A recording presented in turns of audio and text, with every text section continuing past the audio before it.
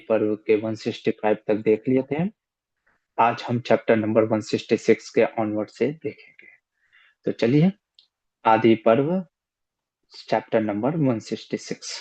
तो कल हमने जैसे देखा कि जो ब्राह्मण जो आए हुए थे उस जहाँ पे हमारे ये पांचों पांडव और कुंती रुके थे जिस ब्राह्मण के घर, वो बता रहे थे कि द्रौपदी का स्वयंवर के बारे में। तो मानो वो पूछ रहे थे कि द्रुपद का जो बेटे धृष्टद्युम्न और द्रौपदी का जन्म की कथा बताइए।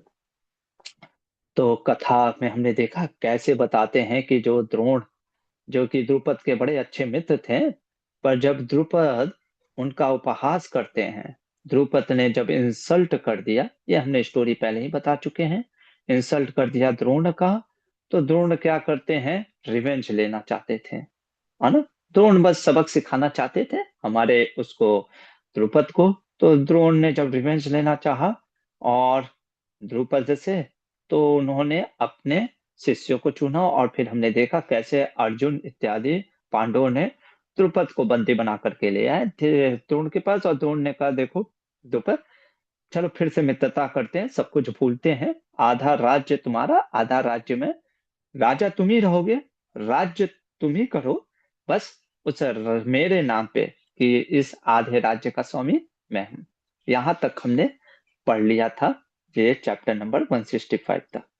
अब आगे पढ़ते हैं कि क्या हो रहा है ना। तो जैसा कि हमने कल भी डिस्कशन किया था कि जो क्षत्रिय होते हैं, जो उनका कुछ स्वभाव कैसा होता है, उनको बर्दाश्त नहीं होता है ना। उनसे वो क्या बर्दाश्त नहीं होता है प्रभु जी, उनसे ये बर्दाश्त नहीं होता है कि कैसे कोई मेरा अपमान कर सकता है। ब्राह्मण के मन में जो होता है, वो मुख में भले ही उसके जिह्वा में छुरे के जैसा होता है, पर मन बड़ा शांत रहता है। और वो द्रोण तो भूल गए थे, पर द्रुपद नहीं भूले थे, है ना। तो वो ब्राह्मण कहते हैं कि हे पांडव, सॉरी पांडव, वो जानते तो नहीं पांडव हैं। वो कहते हैं कि जो द्रुपद है, अमर सिंह द्रुपदो, वो राजा द्रुपद घृणा में भरे हुए थे, दुखी में भरे हुए थे, है ना। अब वो सोचने लग गए हैं, मुझे एक ब्राह्मण चाहिए, एक व्यक्ति चाहिए, ब्राह्मण, श्रेष्ठ ब्राह्मण चाहिए। वो अलग अलग जगह पे भ्रमण करने लग गए, और भ्रमण करने लग गए, सोचने लग गए कि कहीं से तो कोई मुझे ऐसा ब्राह्मण मिले जो कि मेरे इस कार्य को पूरा कर सके। उनको द्रोण से बदला लेने की बड़ी इच्छा थी, है ना। द्रोण से बदला लेने का, है ना, द्रोणम पते चिकीर्षया। तो वो एक नगर में गए, वहां पे वहां पे उन्होंने देखा, द्रुपद ने, कि उस नगर में, उस यमुना तट के उस पार एक बस्ती में बहुत सारे ब्राह्मण हैं, और अनेकों ब्राह्मण सब ब्रह्मचर्य का पालन करने वाले, वेद शास्त्रों की शिक्षा प्राप्त करने वाले थे। पर उनमें से भी दो को उन्होंने देखा, जिसका नाम था यजोपाज्यो, यानी यज और उपयज, दो ब्राह्मण थे, है ना, उपयज, दोनों भाई थे। और दोनों बड़े शांत और प्रभावशाली दिख रहे थे। पता करने पे पता चला कि दोनों कश्यप गोत्र से बिलोंग करते थे, कश्यप गोत्र से थे, और बड़े सूर्य देव के बहुत ही बड़े भक्त थे। और ये भी पता चला कि यहाँ पे सबसे श्रेष्ठ ऋषियों में से यही दोनों हैं। अब उन दोनों की शक्ति को समझ करके हमारे द्रुपद ने दोनों में से छोटा जो उपयज था उसके पास गए। किसके पास गए? उपयज के पास। क्यों छोटे के पास गए? जनरली कैसे होते हैं, दोनों भाइयों में है ना, जनरली घर में भी आप देखते होंगे, जो छोटे होते हैं थोड़े से ज्यादा चंचल होते हैं, है ना। तो छोटे भाई के पास गया, सोचा कि छोटा भाई शायद रेडी हो जाए, बात मान जाए, है ना। तो वो गए छोटे भाई के पास, और सबसे पहले क्या करते हैं, कहते हैं उपयज को कि मैं आपको 10 करोड़, है ना, 1 अर्बुद 10 करोड़ होता है शायद, है ना, यहाँ पे अर्बुद लिखा है, कहाँ पे, श्लोक में, ये देखिए, है ना, दाता अस्मि ते अर्बुदम, 10 करोड़ गाय दूंगा, है ना।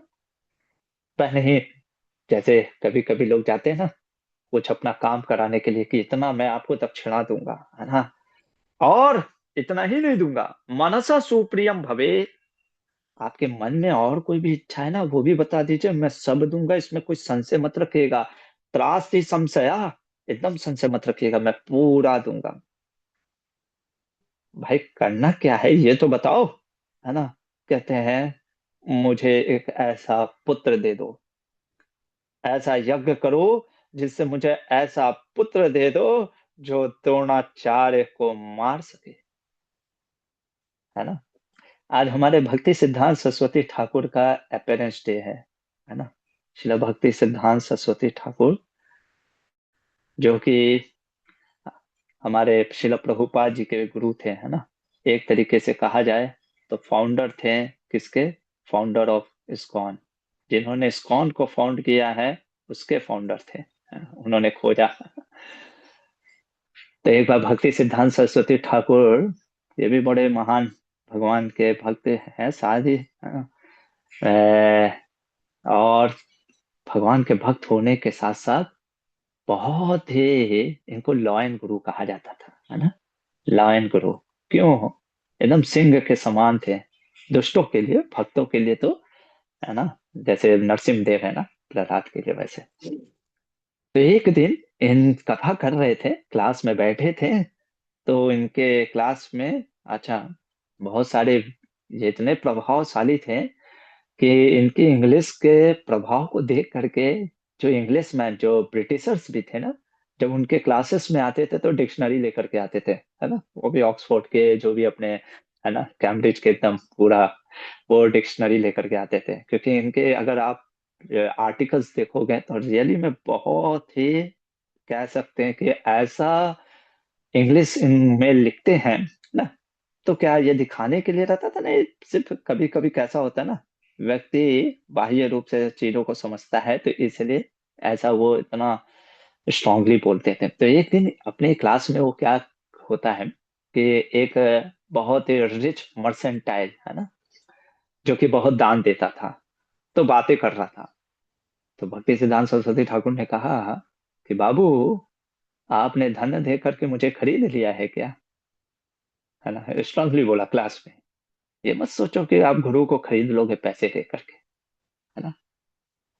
तो कभी कभी हम जाते हैं गुरुजनों के पास, या कि प्रभु जी ये पैसा लीजिए, ये कार्य कर दीजिएगा, जैसे यहाँ पे मुझे एक बालक दे दीजिए, है ना, उपयच को कहते हैं मुझे एक बेटा दे दो जो कि द्रोणाचार्य को मार दे।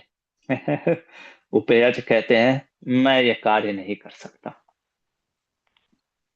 मैं ये कार्य नहीं करूंगा, द्रोणाचार्य को मारने के लिए मैं यज्ञ करूं, इतने बड़े महान ऋषि तपस्वी, है ना, तुम्हारे थोड़ा सा क्रोध के लिए मैं ये कार्य क्यों करूं, मना कर दिया। तो कहते हैं कि फिर मैं क्या करूं, तब उनको, अब ऋषि मुनि है, दया तो आ ही जाता है, कहा ठीक है, एक काम करो राजन, मेरे भाई हैं, वो यज हैं, उनका नाम यज है ना। अच्छा, उससे पहले ऐसे नहीं, है ना, महाभारत में वर्णन आता है कि 1 वर्ष बीत जाने पे, है ना, 1 वर्ष तक, है ना, बीत जाने पे, फिर जब सेवा बहुत करते रहते 1 साल तक, है ना, उनको सेवा में लगे रहे, है ना, जैसे हमारे भक्ति सिद्धांत सरस्वती ठाकुर, उनके गुरुजन ने कह दिया कि मैं दीक्षा नहीं दूंगा, तो ऐसे 16 बार अपने गुरु के पास जाते हैं, 16 17 कुछ ऐसे बार सेवा में लगे रहते हैं, तब गुरु को प्रसन्न हो जाते हैं, है ना। तो उसी तरीके से उपयज की सेवा में लगे रहे, और उपयज 1 वर्ष बीतने के बाद कहे ठीक है, मैं तुमको एक सुझाव देता हूँ। दूर पे ही बैठे थे उनके भाई यज, कहे ये मेरे बड़े भाई हैं विज, यज, एक बार की बात है कि मैंने देखा मेरे बड़े भाई को एक फल जमीन पे गिरा हुआ था, है ना, जिसके बारे में पता नहीं था शुद्धि अशुद्धि का। शुद्धि अशुद्धि मतलब कि झूठा, मतलब कैसा है क्या है ना। जैसे कभी कभी खाना, मान लीजिए प्रसाद रखा है भाई, किसी का झूठा उच्छिष्ट है क्या, किसका है रखा रहता है। तो मैं पीछे से आ रहा था, मैंने देखा कि मैंने अपने भाई को पवित्रता अपवित्रता का ध्यान न रखते हुए खा गया। अब देखिए, मेरी तर्क बुद्धि से मैं पवित्र अपवित्र देखता हूँ, पर मेरे भाई पवित्र अपवित्र नहीं देखते हैं। निंदा करने के भाव से नहीं बोला, कहे कि वो इतने जैसे जो ब्रह्म की स्थिति पे आ जाते हैं ना, है ना, वो ये सब चीजें नहीं देखते हैं। तो हो आप, जिस कार्य को मैं अपवित्र मान रहा हूँ, द्रोणाचार्य के मृत्यु के लिए यज्ञ कराना, वो मैं अपवित्र मान रहा हूँ। हो सकता है उनके लिए पवित्र अपवित्र ना हो। आप उनसे एक बार बात कर लो, अगर वो रेडी हो जाए तो कोई दिक्कत नहीं। द्रुपद कहते हैं ठीक है। द्रुपद जाते हैं यज्ञ के पास, अपने उनके बड़े भाई के पास, और यज्ञ को कहते हैं, उनको भी यही बोलते हैं, एक 10 करोड़ गाय दान में दूंगा, है ना, आप मेरी बात मान लो, मेरा कार्य पूरा कर दो, मुझे एक ऐसा यज्ञ करा दो जिससे कि एक ऐसा बालक उत्पन्न हो जाए जो कि द्रोणाचार्य को मार सके, क्योंकि द्रोणाचार्य कोई साधारण नहीं है। और द्रोणाचार्य की तारीफ करते हैं कि द्रोणाचार्य जो थे, अपने क्षत्रिय तेज, आदो ब्राह्मण थे, पर क्षत्रिय तेज से भी उनके समान पृथ्वी पर कोई नहीं था। मानो कहते हैं साक्षात परशुराम जी ने फिर से जन्म ले लिया हो, है ना। कहा बोलते हैं, देखिए, कहते हैं चांदग्नि इवासित, जैसे जमदग्नि के पुत्र परशुराम जी ना पूरे क्षत्रियों का संहार करने वाले थे, दो ब्राह्मण थे, उसी तरीके से ये भी ऐसे भयंकर, है ना, पृथ्वी में उनसे बराबर इस समय कोई मैं मानता नहीं जो टक्कर दे सके द्रोणाचार्य को। तो ऐसे द्रोणाचार्य को, है ना, जो कि ब्रह्म तेज छात्र तेज दोनों तेजों से, है ना, उनके समान कोई नहीं है, कैसे मैं उनको हराऊं। इसलिए मैं आपके पास आया हूँ, मेरे को एक ऐसा युद्ध यज्ञ कर दीजिए, है ना, जिससे कि पुत्रम लभेयम युधि दुर्जयम, मुझे पुत्र की प्राप्ति हो जाए। अब जब इस प्रकार से प्रार्थना कर रहे थे याज जी से, याज जी ने कहा तथेत युक्त्वा तु तम याजो, ठीक है, मैं कर दूंगा तुम्हारे लिए, लेकिन देखो कार्य इतना बड़ा है ना, इसके लिए मुझे अपने भाई उपयच की भी जरूरत पड़ेगी।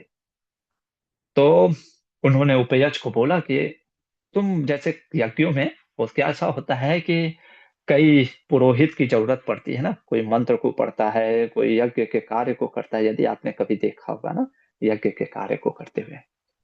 तो उन्होंने पूछा कि कुछ ऐसा मेरे को जरूरत पड़ेगा उपयच की। तो उपयच को बोलते हैं, उपयच को कहते हैं कि तुम ठीक है, तुम मेन कार्य मत करो पुरोहित का, मेन वाला, तुम मेरा बस सपोर्ट कर दो।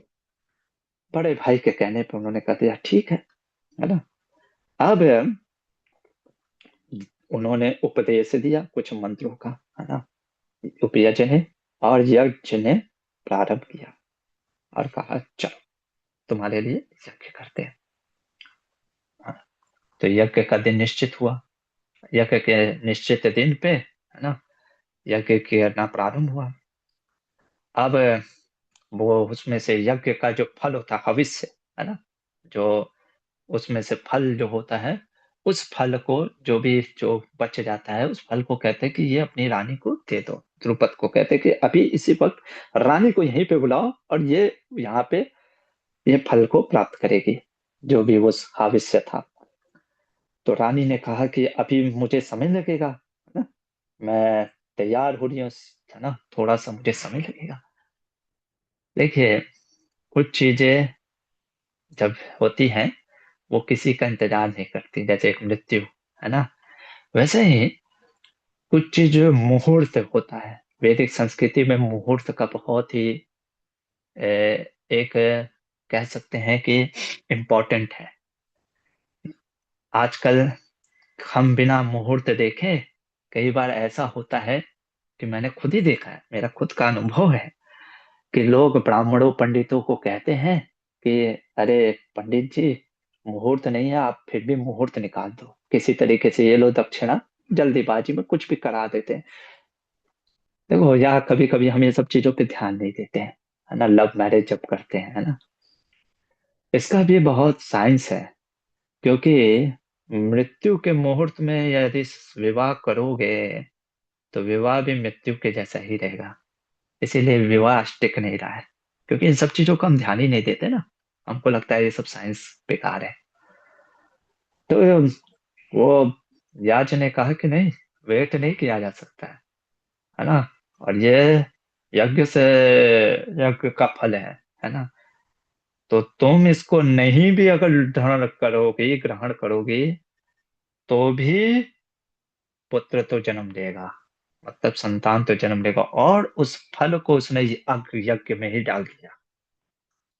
और जैसे ही यज्ञ में डाला, वहां से एक बालक, एक एक पुत्र उत्पन्न हुआ। अब उसका वर्णन करते हैं ये ब्राह्मण कि वो जो यज्ञ से उत्पन्न हुआ है ना, मानो सारे अंगों में जो उसके जो अंग थे है ना, जो बॉडी के लिम्स के पार्ट थे, बहुत सुंदर अद्भुत थे। भय उत्पन्न करने वाला था, है ना। और उसको देख करके राजा द्रुपद के मन में मानो हर्ष उत्पन्न हुआ। आकाशवाणी हुई मानो। क्या आकाशवाणी हुई उस समय? उस समय आकाशवाणी हुई ये कह करके, राज्य शोका पहो जाता एस द्रोणा वधाय वे। हे राजन, ये जो राजकुमार है ना, ये जो जन्म लिया तुम्हारे शोक को दूर करने वाला है, क्योंकि इसका जन्म ही हुआ है द्रोणाचार्य का वध करने के लिए। ठीक है। अब उसके जस्ट बाद एक उसी यज्ञ के वेदी से एक कन्या भी उत्पन्न हुई, है ना। कन्या प्रकट हुई, कुमारी चापी पांचाली, है ना, जिसको पांचाली कहलाया गया। और चूंकि इसका वर्ण जो था श्याम वर्ण की थी, इसलिए इसका नाम पड़ा कृष्णा। और उसका जो बालक का नाम पड़ा दृष्टद्युम्न, है ना। दृष्टद्युम्न, है ना, क्योंकि बहुत ही प्रभावशाली था, है ना। छात्र तेज था, कावच और कुंडल, है ना, और छात्र तेज के कारण इसका नाम पड़ गया था, उस बालक का नाम पड़ गया था दृष्टद्युम्न। और दृष्टद्युम्न, है ना। और इसका नाम था पांचाली कृष्णा, जो कि बाद में द्रौपदी के नाम से फेमस हो गई। अब द्रौपदी के रूप का वर्णन आता है, बस, क्योंकि इतना वर्णन नहीं कर सकता मैं, है ना। आप खुद ही पढ़ लीजिएगा। बस इतना कहा गया, बस इतना समझ लीजिए, उस समय द्रौपदी के जैसा सुंदर इस पूरे धरती लोक पे कोई नहीं था, क्योंकि डायरेक्ट यज्ञ से उत्पन्न हुई है ना। मोस्ट ब्यूटीफुल वुमेन, है ना, most beautiful women of the world, ऐसा था। अब आपके मन में प्रश्न हो रहा होगा, यज्ञ तो पुत्र की प्राप्ति के लिए किया गया था, ये कन्या कहाँ से आ गई है? वन पे वन फ्री कैसे हो गया भाई? तो इसके ऊपर अब जो दाक्षिणात्य संस्करण में, है ना, पाठ्यक्रम में जो श्लोक पाए जाते हैं, जो कि महाभारत के ग्रंथ में भी दिए गए हैं, पर नीलकंठ चतुर्धर ने अपने उसमें वर्णन नहीं करते हैं, वो यहीं पे रुक जाते हैं ये कह करके कि अच्छा, थोड़ा सा इस कथा में ये भी है कि ये जो दृष्टिद्युम्न था, इसको भेज दिया द्रुपद ने द्रोण के पास शिक्षा लेने के लिए। अब आप देखो द्रोण कितने महान, प्रभुपाद अपना वर्णन करते हैं हमारे पहले भगवत गीता के चैप्टर में।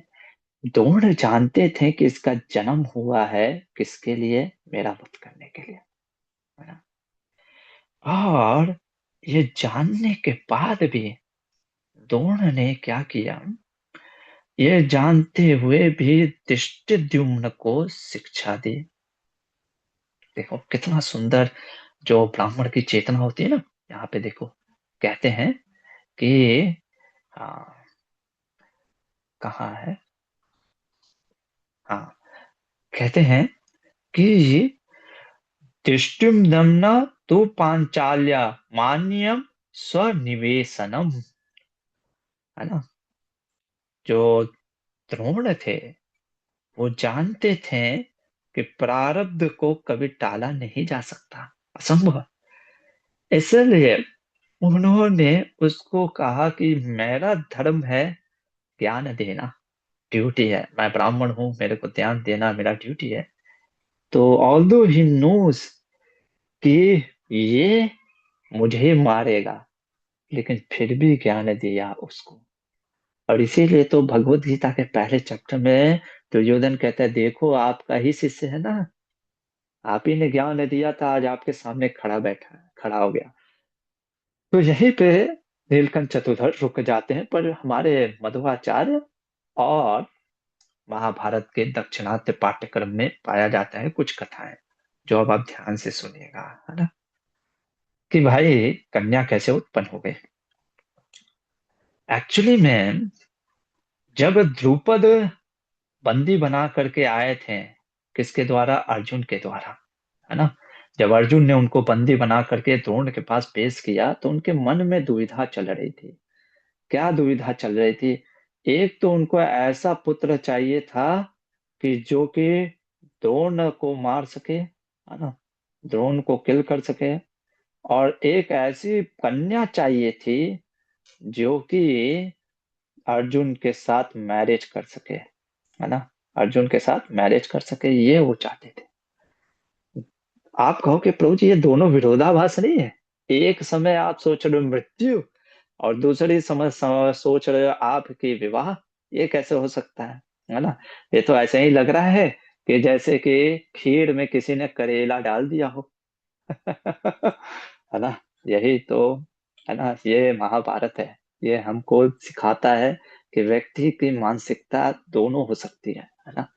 खैर जो भी था, द्रुपद यही सोच करके गए थे, है ना, और इसी कारण से वो पुत्र और पुत्री दोनों की प्राप्ति करना चाहते थे, और दोनों का वर्णन वो ब्राह्मण कहते हैं कि जो बता रहे हैं ये कथा पांडवों को, जो कि ब्राह्मण के वेश में है, इसलिए वो यज्ञ कराते हैं और उस यज्ञ से कन्या उत्पन्न होती है। अच्छा, स्वयंवर क्यों हो रहा है, उसका कारण क्या है, स्वयंवर होने का कारण?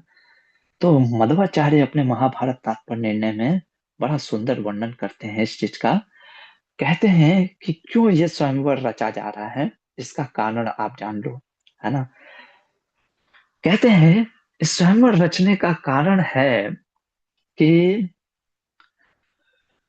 देखो, जब द्रौपद को पता चला, क्या पता चला, कि किस प्रकार से वो ब्राह्मण ने, महाभारत में भी वर्णन आता है कि ब्राह्मण ने बताया कि जब द्रुपद को पुरोहितों से, अपने पुरोहितों से पता चला, ब्राह्मणों से, कुछ लोगों से पता चला, नगरवासियों से, कि किस प्रकार से जो पांडव हैं लाक्षागृह में मारे गए, है ना, सारे लोग शोक में डूबे हुए हैं। धृतराष्ट्र को ऐसा लग रहा है कि आज मेरा भाई चला गया। विदुर जी रो रहे हैं, है ना, भीष्म देव रो रहे हैं, सभी लोग दुखी हैं। तो ये बात जब द्रुपद को पता चला, कहा कि ये कैसे हो सकता है, मैंने तो यज्ञ जो करवाया था जिससे मेरी बेटी का जन्म हुआ है, वो बेटी तो मैं अर्जुन को देना चाहता था, ये कैसे, यज्ञ का फल कैसे, ना डाउट आया। कभी कभी हमारे जीवन में भी डाउट आते हैं। तो ऐसे जब मन में डाउट आते हैं ना, तो हमको निर्णय नहीं लेना चाहिए, हमको गुरुजनों के पास जाना चाहिए। गुरु के पास गए अपने, है ना, ऐसा कैसे हो गया, यज्ञ तो मैंने कराया था कि उससे अर्जुन, मेरी बेटी का विवाह अर्जुन से हो। तब उनके गुरु ने कहा, देखो द्रुपद, धर्म कभी हारता नहीं है, धार्मिक व्यक्ति कभी नष्ट हो ही नहीं सकता। हाँ, कुछ समय के लिए वो मतलब कि झुक सकता है, थोड़ा सा मतलब कि कष्ट में आ सकता है धार्मिक व्यक्ति, पर धार्मिक व्यक्ति का कभी पतन नहीं होता है ना। ये निश्चित याद रखो कि पांडव तो ऐसे कभी मर नहीं सकते हैं इस ऐसे अकाल मृत्यु में, कहीं ना कहीं वो जीवित है। अब प्रश्न उठता है कि पांडव अगर जीवित हैं तो उनको ढूंढा कहाँ जाए, क्योंकि अगर जीवित हैं तो आज तक तो धृतराष्ट्र के जासूस और दुर्योधन के जासूस नहीं पता कर पाए। तब उनके गुरु ने कहा, एक कार्य करो। क्या कार्य करना है? देखो, क्षत्रियों के लिए सबसे बड़ा जो विवाह होता है ना, उसमें होता है वो स्वयंवर। अब आप देखो कितना, कभी आपने स्वयं वधु नहीं सुना होगा, स्वयंवर सुना है। क्यों? कारण क्या है उसका भी बहुत डीप साइंस है। जब द्रौपदी का स्वयंवर होगा उस समय मैं आपको पूरी बताऊंगा, है ना, स्वयंवर का साइंस आपको बताऊंगा। खैर अभी आप बस सुनो। तो आप एक स्वयंवर रचाओ जिसमें द्रौपदी स्वयं अपनी पति अपने पति को चुने, है ना। अच्छा, द्रौपदी अपने पति को चुने, है ना। तो कैसे, फिर भी उसमें कैसे अर्जुन को चुने, कैसे? तो उन्होंने कहा कि तुम उस स्वयंवर में एक कार्य रखना। अब आपको पता है, ये द्रौपद जो है शिव जी के बड़े भक्त थे। इनको शिव जी से एक धनुष मिला था जिसका नाम था केंदुर। और इस केंदुर धनुष को सिवाय अर्जुन के, महाभारत तात्पर्य निर्णय में हमारे मध्वाचार्य कहते हैं, सिवाय अर्जुन के, तो ये द्रुपद सोच रहे थे कोई नहीं उठा सकता, कोई उस पर लक्ष्य भेद नहीं कर सकता। तो इस कारण से उन्होंने वो स्वयंवर की रचना की, है ना, जिसके माध्यम से वो अपनी पुत्री का विवाह अर्जुन के साथ करा सके, है ना। और ये कहा कि ये तुम अगर करोगे तो निश्चित ही तुमको अर्जुन एज ए मिलेगा दामाद के रूप में। तब खुश हो गए, है ना। और उन्होंने जा करके सभी नगर में घोषणा कर दी, है ना। क्या घोषणा कर दी? कि द्रौपदी का स्वयंवर है। अब इसी चीज को वैशंपायन जी कहते हैं, है ना। वैशंपायन जी कहते हैं कि जब ये बात सुनी, है ना, कुंती के पुत्रों ने, है ना, कि द्रौपदी का स्वयंवर है। और द्रौपदी का स्वयंवर कब था इसका भी वर्णन आता है। एकादशी का दिन था, है ना। एकादशी का दिन रोहिणी नक्षत्र में शुक्ल पक्ष के पौष मास के एकादशी के दिन ही वो स्वयंवर की रचना की गई थी ना, वो दिन था, है ना। तो जब ये बात सुना, तो कि अरे स्वयंवर हो रहा है और कुंती के रूप का वर्णन सुना, तो पांडव भी सोचे कि हमको भी चलना चाहिए वे। अब माँ ने देख लिया बच्चों को, है ना। कुंती ने युधिष्ठिर से कहा, बेटा, हम इस शहर में, इस एक चक्रा नगरी में बहुत दिनों तक रह लिया है। अब यहाँ पे इतना भिक्षा भी नहीं मिलता, वन उपवन हमने सब देख लिया है ना?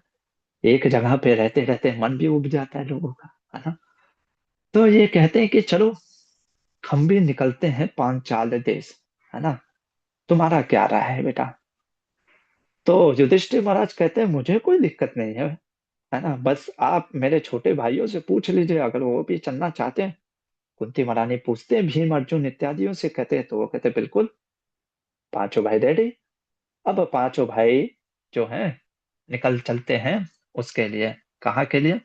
तो ये मैंने आपको बता दिया द्रौपदी का जन्म क्यों हुआ था। जब जैसे ही निकले पांचों भाई अपनी माता कुंती के साथ, फिर से व्यास मुनि आ गए।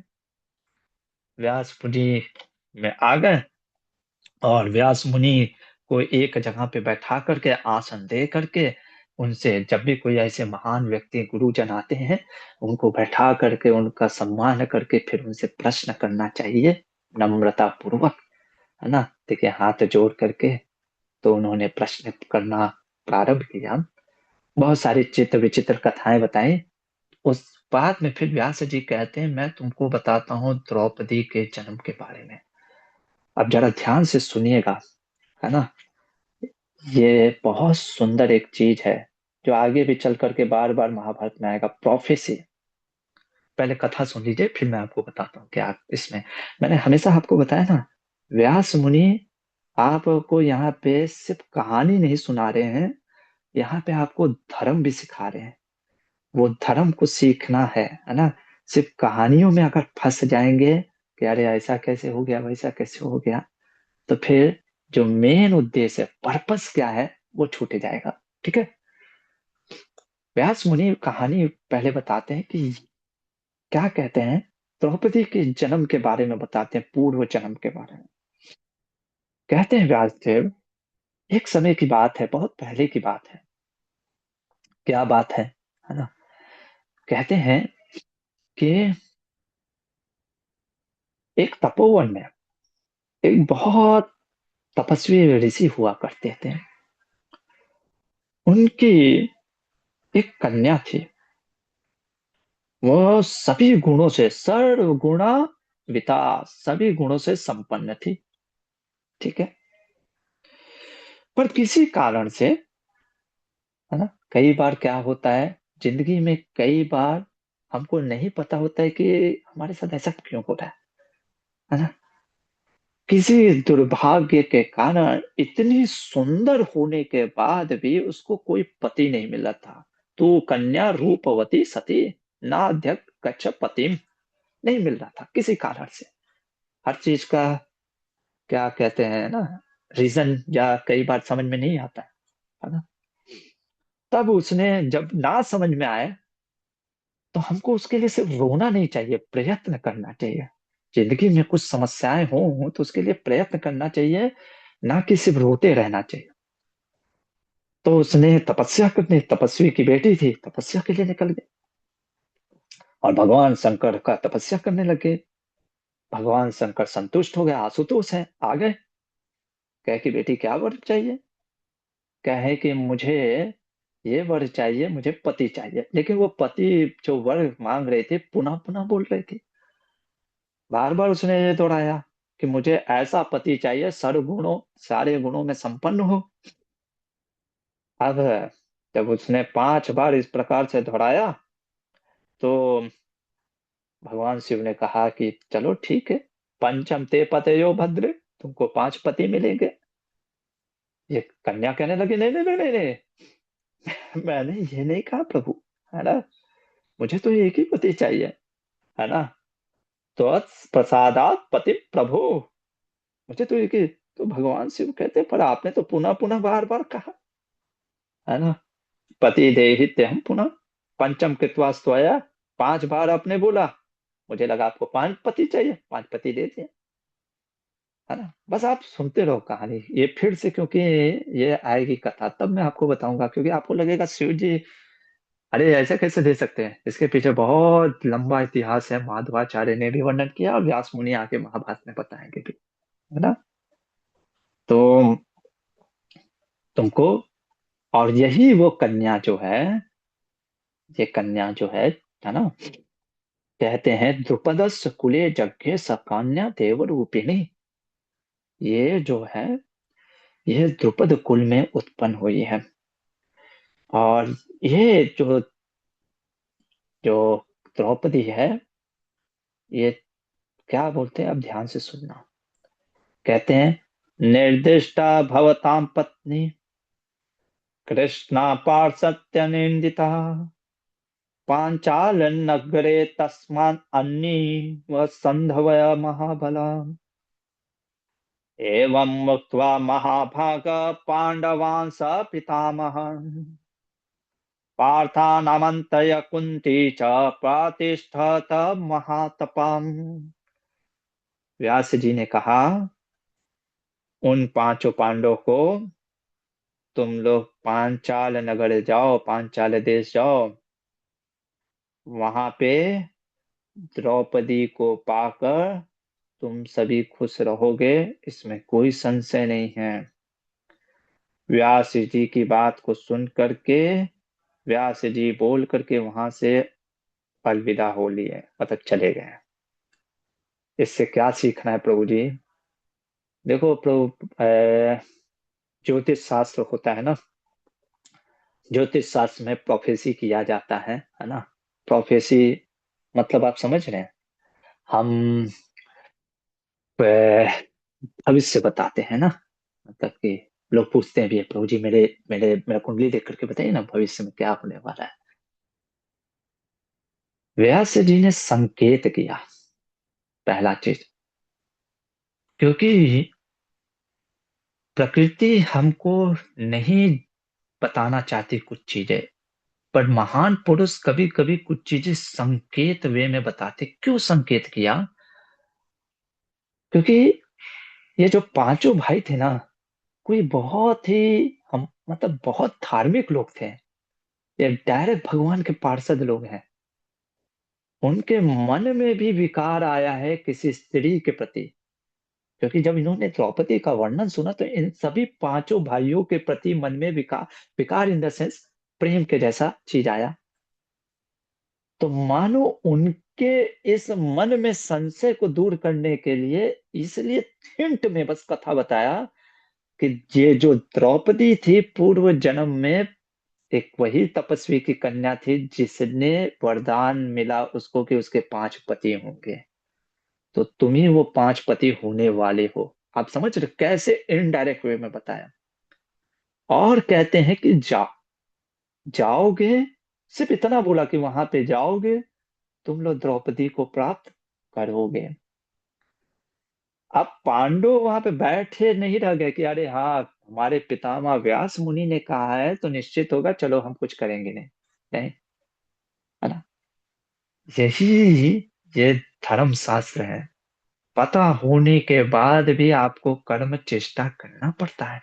और हम देखेंगे कि वो चेष्टा करेंगे। उनको ये बात याद थी कि इनको पांचों पांडवों को, लेकिन वो बैकग्राउंड में हो गया था और वो अपने कर्म में आगे लग गए। तो इसीलिए जिंदगी में जब हम अपने गुरुजनों के पास जाते हैं तो नम्रता पूर्वक जब उनसे प्रश्न करते हैं, जब उत्तर को प्राप्त करते हैं संकेत, उसके लिए प्रयत्न करना चाहिए। अगर गुरु ने आशीर्वाद दिया है कि आप बहुत जल्दी, है ना, भगवान को ये धाम को प्राप्त करोगे, अरे अब तो प्रभु जी ने बोल दिया है, प्रभुपाद ने बोल दिया, हम तो बैठे रहेंगे। नहीं, उसके लिए चेष्टा करना होता है।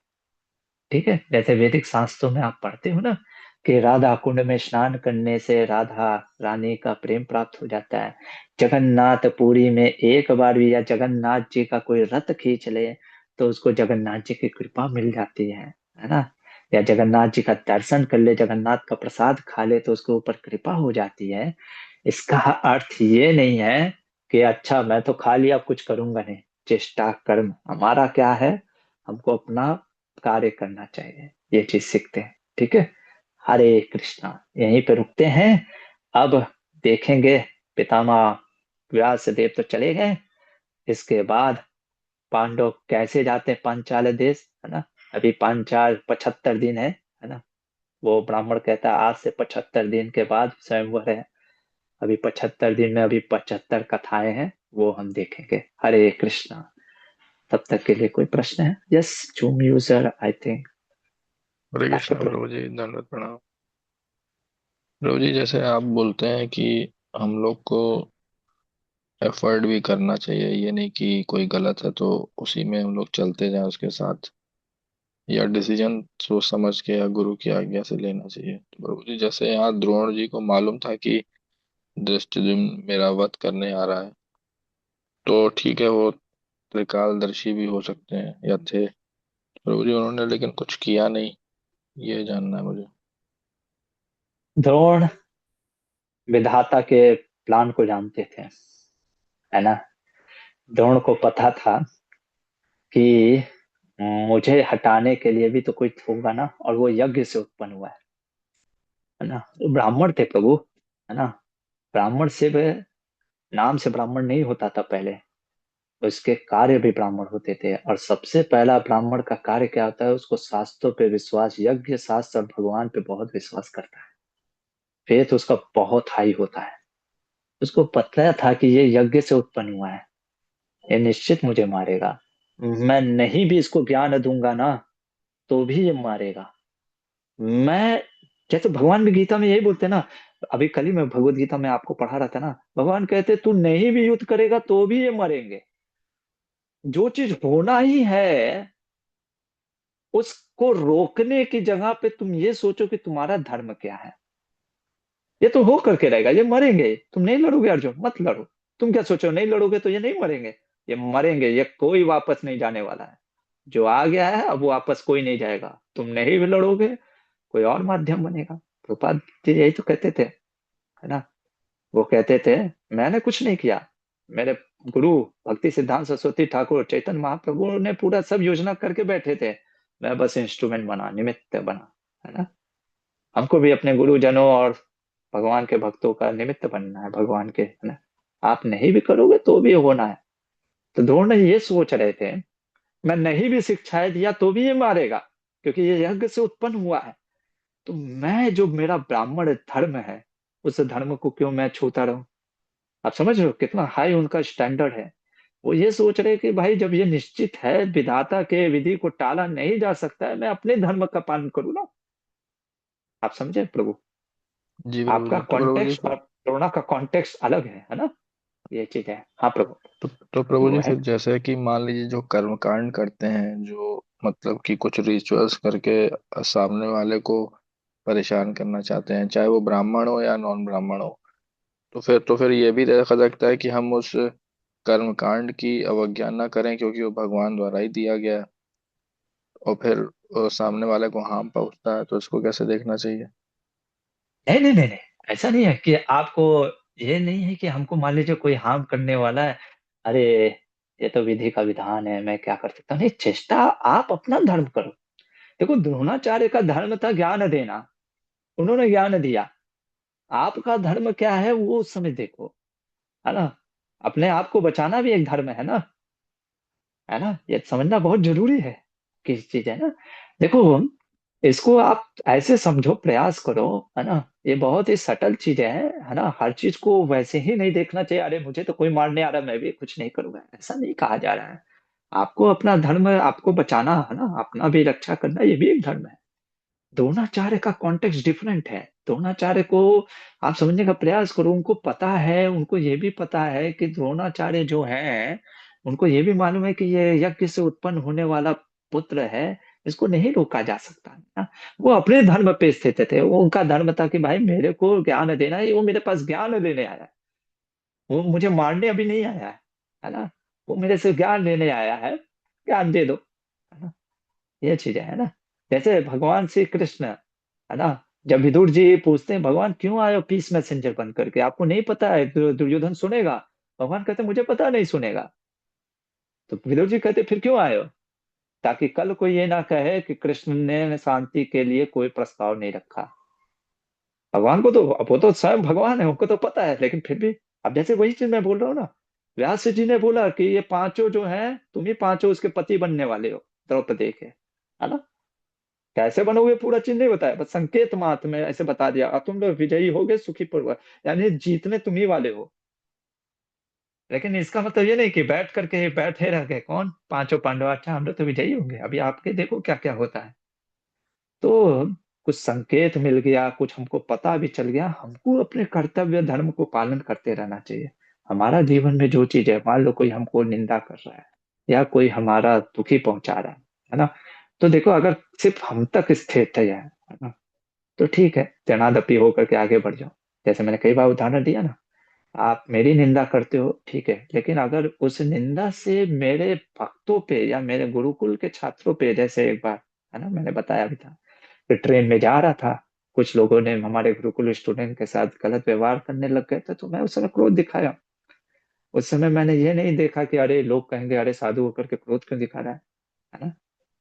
तो नम्रता अच्छी चीज है, लेकिन कभी कभी हमें ये भी अपने धर्म को जानना चाहिए कि कहाँ पे किसी की रक्षा के लिए, जैसे प्रभुपाद ने एक बार बुद्धिस्ट मॉन्क से पूछा, आप बात करते हो क्या अहिंसा परमो धर्म की, पर अहिंसा के साथ साथ हिंसा की भी जरूरत पड़ती है कभी कभी। वो बुद्धिस्ट मॉन्क मान नहीं रहा था, कहता नहीं। तब उन्होंने कहा, अब उसके कुछ डिसाइपल, वुमेन डिसाइपल बैठी थी। प्रभुपाद ने कहा अच्छा एक बात बताइए, यदि कोई आपकी अभी, ये जो डिसाइपल हैं, जो शिष्याएं हैं, इनके ऊपर कोई आक्रमण करे, कोई दुष्ट व्यक्ति आकर के इनके साथ कुछ गलत करने का प्रयास करे, आप क्या करोगे। आप क्या करोगे, आप उस समय अहिंसा परमो धर्म की इस परिभाषा बताओगे। दुष्ट को, हमारे यहाँ कहावत है ना, लातों के बोल लातों से ही मानते हैं, बातों से नहीं। तो उनको फिर आप वो कहानी सुनाओगे, है कहोगे कि नहीं नहीं नहीं ऐसे मत करो। आप देखो जुहू के केस में, इस्कॉन जुहू जो है ना, प्रभुपाद जी ईंट से ईंट बजा दिए थे। जब उनको पता चला कि उनकी शिष्याओं के साथ, है ना, कोई गलत व्यवहार, जब वो अटैक मिस्टर एन करवा रहा था, है ना, मतलब नरसिंह देव के जैसे क्रुद्ध हो गए थे। तो ये हमको समझना चाहिए ना कि कहाँ क्या लगाना है, क्या चीज करना है, ऐसा चीज। इट्स ओके प्रभु। Ji I thank hope you so. प्रभु जी, हरे कृष्णा। हरे कृष्णा। और किसी का कोई प्रश्न है? प्रभु जी बस दो हैं छोटे छोटे। एक तो इसी में है आप। कि भीष्म पितामह को भी ये पता था कि शिखंडी से उसका वध वो कारण बनेंगे, और सिमिलरली और दूसरा था कि कुंती महारानी ने खुद से कहा था कि हम ये गांव छोड़ने वाले हैं। तो ऐसा भी सुना है कि राक्षस के मारने से सब दूर ये बात फैल जाती है कि कोई भीम ही इस राक्षस को मार सकता है, इतने बलशाली को। तो लोगों को पता चल जाता है। ये भी एक रीजन था क्या कि उनके गांव छोड़ने का, या सिर्फ कुंती हाँ, महारानी ने? हाँ। हाँ, ये सीरियल में मैंने भी देखा है, पर ऐसा तो महाभारत में और शिला मध्वाचार्य वर्णन नहीं कर। ये लोग खुद निकलते हैं, है ना। क्योंकि वो ब्राह्मण ने किसी को बताया ही नहीं। वो ब्राह्मण ने कहा कि मतलब महाभारत में वर्णन के अनुसार वो ब्राह्मण ने बताया था कि कोई आया था मेरे यहाँ, उसको मंत्र की सिद्धि थी। उसने कहा कि मैं इस राक्षस बकासुर को मार दूंगा, आप घबराओ नहीं, मैं लेकर के जाता हूँ। और उसने मार करके हम लोग को ये किया, तो उन्होंने नहीं बताया था ये चीज महाभारत के अंदर। ठीक है। और जिस जिस तरह से ब्राह्मण जैसे अपने हम्म। ध्रुवाचार्य जी ब्राह्मण थे, तो उनको पता था कि कौन मृत्यु है। इसी तरह क्षत्रिय भी अगर धार्मिक है तो उनको ज्ञान हो जाता है कि कौन क्या मृत्यु का कारण बनेगा। क्षत्रिय मृत्यु मतलब मैं क्वेश्चन नहीं समझा प्रभु जी, क्या क्वेश्चन है आपका? जिसे पितामह को पता चला था कि शिखंडी, पहले से पता था कि शिखंडी मेरे वध का कारण होगा, ऐसा उनको ज्ञात था क्या? उनको भी शायद ऐसा सुना है। हाँ, कैसे क्या था? देखो, कैसा है ना कि ये पितामह भीष्म और द्रोणाचार्य कोई साधारण व्यक्ति नहीं है, है ना। ना तो वो साधारण क्षत्रिय हैं और ना ही साधारण क्या वो ब्राह्मण है। दोनों परशुराम जी के शिष्य हैं। और परशुराम जी तो साक्षात भगवान है। और भगवान का डायरेक्ट डिसाइपल कोई साधारण व्यक्ति तो नहीं हो सकता। भीष्म देव बहुत ही महान व्यक्ति थे। अच्छा, उनको कैसे पता चला ये शिखंडी की बात? वो आने आगे आगे आने वाला है। अम्बा पर वो जब आएगा, उसमें हम आपको पूरी कथा बताएंगे कि अम्बा जब कैसे शिखंडी बनती है और कैसे भीष्म देव पहचान जाते हैं। मध्वाचार्य पूरा वर्णन करते हैं। थोड़ा सा हिंट दिया भी था प्रभु जी, आपने लेट ज्वाइन किया। जब ये भीष्म देव का जन्म होता है ना, तो यही अम्बा जो है ना, ये वास्तव में पूर्व जन्म में आसु वसु की पत्नी, जो ये हमारे भीष्म देव हैं, उसी की पत्नी है। तो ये लोग इतने महान व्यक्ति हैं, ये लोग सभी देवता है ना, देवता के रूप में आए हुए हैं। तो ये उन चीजों से समझ जाते थे संकेत मात्र से। तो कुछ सेंसिटिविटी आज भी ऐसा नहीं है कि हम नहीं समझ सकते। जैसे मैं आपको बताता हूँ, बहुत अगर आप सिंपल सिंपल चीज बताता हूँ, दो व्यक्ति लड़ाई कर रहे हैं। आप कभी देखना, जब भी आप व्यक्ति लड़ाई नहीं कर रहे, कोई गुस्से में है, कभी कभी आप जितना प्रकृति से सेंसिटिव रहते हो ना, आप पकड़ लोगे। जैसे हम बचपन में सुनते थे ना, काली बिल्ली रास्ता काट देती है तो फिर जाना नहीं चाहिए। अब लोग सोचते हैं, अरे देखो ये ओमेन जो है ना, इंडिकेशन है, ये ट्रुथ नहीं होते, ये इंडिकेट कुछ करते हैं। जो जितना सेंसिटिव होता है प्रकृति के प्रति, वो इन चीजों को, इंडिकेशन को पकड़ लेता है ना। जैसे मैंने बताया, दो व्यक्ति अगर गुस्से में है, तो आप देखोगे वहां पे कभी कभी मुझे आभास हो जाता है अब यहाँ पे लड़ाई होने वाली है। आप सेंसिटिविटी से, है ना, वो इंडिकेशन से। तो जब हम जैसे एक साधारण जीव पता कर सकते हैं, ये लोग तो इतने महान हैं, है ना। तो इनको एक इंडिकेशन से इनको ये सब चीजें समझ में आ जाती है कि क्या होने वाला है। ठीक है प्रभु जी। आ रहा है भी, आ रहा है। ओके। ओके प्रभु जी। जी प्रभु। ठीक है। और प्रभु जी, किसी का कोई प्रश्न है? प्रभु जी ये कहाँ से भीष्म आकाश? पितामह, सॉरी मैं हर बार हैंड रेस नहीं करती हूँ मैं। प्रभु जी ये हाँ बोलिए बताए। भीष्म पितामह के गुरु कौन थे प्रभु जी, बताया आपने अभी। भीष्म पितामह के एक ही गुरु नहीं थे, बहुत गुरु थे। एक थे परशुराम, जिनसे पूरा मिलिट्री आर्ट सीखा। एक थे वशिष्ठ मुनि, जिनसे पूरा स्क्रिप्चर्स का नॉलेज लिया। एक थे बृहस्पति जी, जिनसे पूरे बृहस्पति नीति सीखी। फिर एक थे शुक्राचार्य, जिनसे पूरी शुक्र नीति सीखी। ऐसे लगभग 400 वर्ष तक पूरा ज्ञान दिया है, पढ़ाई किया है। प्रभु जी क्योंकि ना हमने सीरियल में देखा था कि भीष्म पितामह का और अ, इनका इतना युद्ध हुआ था हाँ, परशुरामगढ़ आएगा पे। अभी। अब अभी कहाँ मैंने वो कथा बताई है, वो अम्बा पर्व में आएगा। अच्छा, वो गुरु से भी लड़ रहे थे अपने इतने, इसलिए थोड़ा सा। मैं हाँ पूछ लड़ेंगे, लूँ। लड़ेंगे, क्यों लड़ेंगे, ओके वो सब प्रभु। आएगी कथा। ठीक है, हरे कृष्णा प्रभु जी, धन्यवाद प्रभु। हरि बोल। और किसी का कोई प्रश्न है? प्रभु जी हेलो। हाँ किस, प्रभु जी, कहाँ ये से जो आकाशवाणी हो रही बकासुर, है? हाँ बकासुर जो ओके, है वो हाँ, वही था जो शिव जी के ऊपर तांडव करके मारना नहीं चाहता नहीं था? नहीं ये नहीं नहीं, दूसरा वो है? दूसरा था। अच्छा अच्छा, वो ठीक है। वित्रासुर, वो वत्रासुर था, वो बत्रा भस्मासुर से, कह सकते हैं। भस्मासुर। भस्मासुर ना हाँ प्रभु। भस्मासुर, भस्मासुर। हाँ भस्मासुर, हाँ, ठीक ठीक। हरे कृष्णा प्रभु जी। उसका एक और नाम है वृकासुर, इसलिए आप कंफ्यूज हो गए, वृकासुर और हाँ बकासुर हाँ, में। भस्मासुर, ठीक ठीक। I understand, it's okay. धन्यवाद प्रभु यस जी। नीलम मत। हरे हरे कृष्णा प्रभु जी, प्रणाम। प्रभु जी, द्रुपद के ही बेटे थे शिखंडी, और उन्हीं की द्रुपद कथा के, जी आ गई, उनकी कथा या आएगी अभी आगे, जो आएगी भीष्म आएगी पितामह। आएगी अच्छा आएगी। ठीक है, ठीक। हरे, ठीक है, फिर यहीं पे रुक जाए, यदि और किसी का कोई प्रश्न नहीं तो ठीक है, फिर कल देखते हैं कि अब पांडव आगे, अभी तो 75 दिन है, थोड़ी सी और भी कथाएं हैं, है ना, क्योंकि तो आज की कहानी से अगर पूछा जाए क्या सीख मिलता है प्रभु जी, तो हमें अपने कार्यरत में लगे रहना चाहिए, है ना। भले ही यहाँ पे हम देखते हैं व्यास मुनि ने प्रोफेसी भले ही कर दी हो, संकेत दे दिया हो, फिर भी हमें प्रयास में रहना चाहिए, अपना कर्तव्य धर्म को करते रहना चाहिए। द्रोणाचार्य से भी हमने यही सीखा, है ना, जो चीज नहीं टाला जा सकता उस पे चिंता ना करते हुए हमें इस पे चिंता करना चाहिए कि मेरा कर्तव्य और मेरा धर्म क्या है इस समय। ठीक है, और यज उपयज के माध्यम से गुरुजन और ब्राह्मणों को ये सिखाया जा रहा है कि, है ना, जो उचित कार्य है वही करना चाहिए, किसी धन लोभ, किसी के बहकावे में आकर के कार्य नहीं करना चाहिए, जो सत्य है वो करना चाहिए, है ना। हमें ये नहीं सोचना चाहिए कि वो डोनेशन इतना देगा तो इसलिए ठीक है हम कर दें, है ना। ये मेरा अनुभव है, और आगे चल के द्रोणाचार्य भी कहते हैं, अर्थ किसी का दास नहीं होता युधिष्ठिर, है ना। अर्थ किसी का, यानी धन किसी का दास नहीं होता। इसीलिए पहले के जो ब्राह्मण हुआ करते थे, जैसे चाणक्य पंडित, कभी किसी के दास नहीं हुए, है ना। तुम जब हाँ सेवा करते हैं राजा का, पर दास कभी नहीं हुए, है ना। उस भावना को रख करके कार्य करना चाहिए। तो यहीं पे रुकते हैं।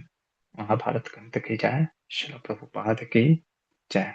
और भक्ति सिद्धांत सरस्वती ठाकुर का आज अपीयरेंस डे है, तो प्रार्थना करना चाहिए भक्ति सिद्धांत सरस्वती ठाकुर से कि हम हमेशा सिद्धांत पर टिके रहें और भक्ति के मार्ग पर चलते रहें। श्रील भक्ति सिद्धांत सरस्वती ठाकुर की जय, श्रील प्रभुपाद की जय।